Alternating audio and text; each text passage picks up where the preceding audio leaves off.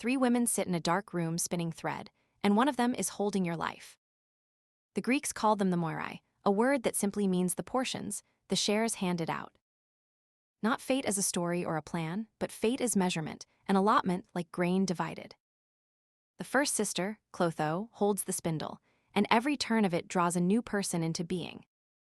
Her thread is uneven, thick where a life will be full, thin where it will be starved.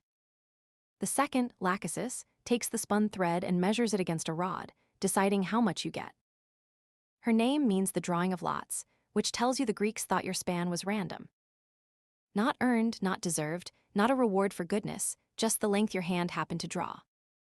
The third sister is Atropos, and her name is the darkest of the three, she who cannot be turned. She carries the shears, and when she closes them, no prayer, no bribe, no army reverses it. Together they work in a cave beyond the reach of Olympus, where even the gods rarely go. And that location is the strange part, because the Greek gods normally sit above everything, deciding everything. Zeus rules the sky, the law, the thunder, and every quarrel between immortals ends at his word. But in Homer, when Zeus wants to save his own son, he discovers the limit of that word. Sarpedon is about to die at Troy, and Zeus, watching, openly considers lifting him out of the battle alive. Hera stops him with an argument, not a weapon. Do it, and every god will save their favorite.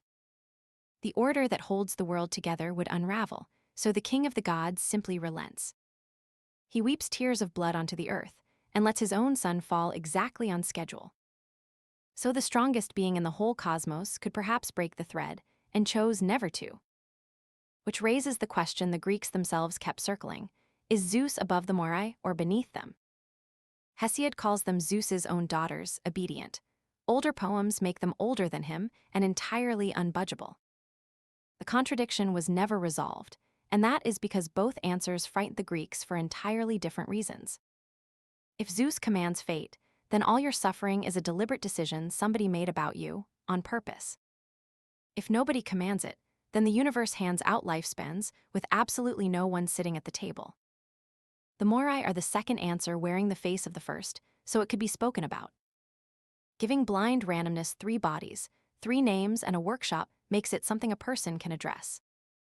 You cannot argue with a statistic, but you can pour wine for a woman who holds shears. And notice what the story never offers: no test to pass, no bargain, no way to earn more thread. The length was drawn before you could speak, and the Greeks left open only what happens inside it. The cave stays dark, the spindle keeps turning, and nobody in the room has ever asked your name.